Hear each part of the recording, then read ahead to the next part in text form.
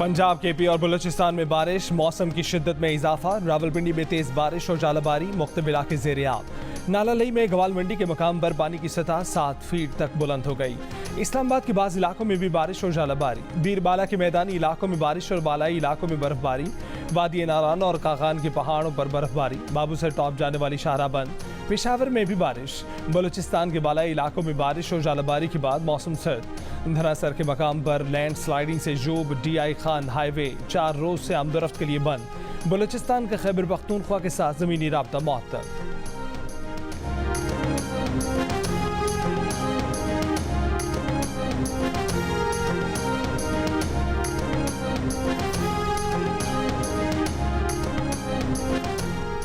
PTI की 3 साल हुकूमत के दौरान चेयरमैन PTI की फ्रंट पर्सन फरद शहजादी और फरागोगी के ज़ाहरी और गैर ज़ाहरी असासों में 4 अरब 52 करोड़ रुपए के इजाफे का इंकशाफ। तहकीकाती इदारों की रिपोर्ट में कहा गया है कि फरागोगी के ज़ाहरी असासों में 420%, जबकि गैर ज़ाहरी असासों में 15,300% का इजाफा हुआ। मुबैना करप्शन की कहानी में मुतादिद कंपनियों के शेयर्स, मनी लॉन्ड्रिंग और बैरून मुल्क जायदादों की तफसीलात भी शामिल हैं।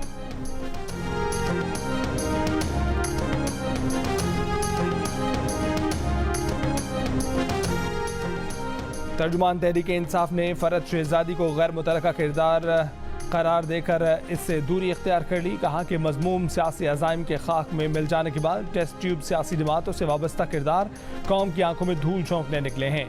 अफसारें तराशने की बजाय किसी का कोई जुर्म है तो अदालत में साबित किया जाए।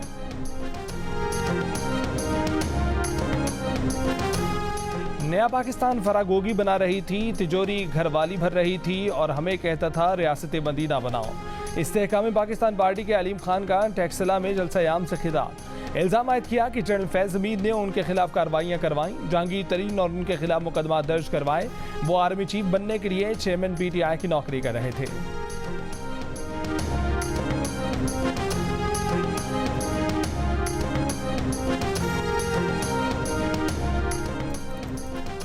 मुस्लिम लीग नून के रहनुमा अताउल्लाह तारर ने कहा है कि चेयरमैन PTI ने फरागोगी की करप्शन में सहूलतकारी की। फरागोगी के गैर ज़ाहरी और ज़ाहरी असासों में इजाफा चेयरमैन PTI दौर में हुआ।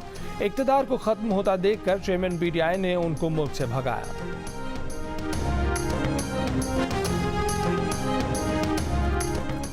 गैर कानूनी तौर पर मुकीम अफगान बाशिंदों की वापसी का सिलसिला जारी। कराची के होल्डिंग कैंप से 188 अफगान बाशिंदों को चमन बॉर्डर रवाना कर दिया गया। बलूचिस्तान के वज़ीर इत्तलात जान अचकज़ई कहते हैं कि गैर कानूनी तारकीन वतन के बाद रजिस्टर्ड मुहाजिरीन को भी वापस भेजा जाएगा।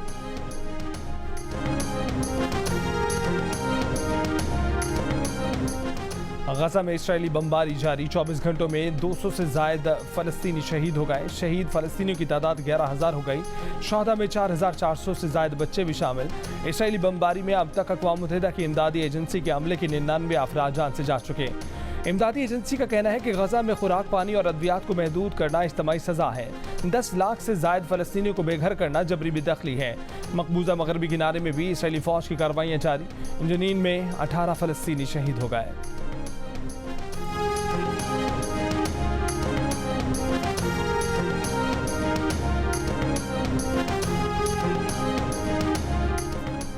इसराइल शिमाली गजा में इंसानी मकासद के लिए जंग में रोज़ाना 4 घंटे के वक्फे पर रज़ामंद।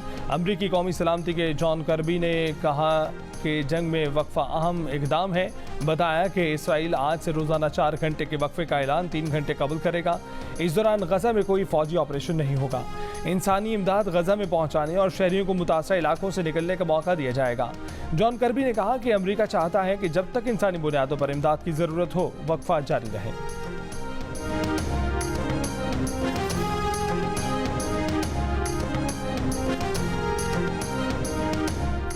न्यूजीलैंड ने श्रीलंका को 5 विकेट से शिकस्त दे दी। वर्ल्ड कप के अहम तरीन मैच में कीवीज ने श्रीलंका को 171 पर महदूद किया और हदफ 24वें ओवर में हासिल कर लिया। ICC वर्ल्ड कप में न्यूजीलैंड ने श्रीलंका को बड़े मार्जिन से शिकस्त देकर 10 पॉइंट्स के साथ रन रेट भी बेहतर कर लिया।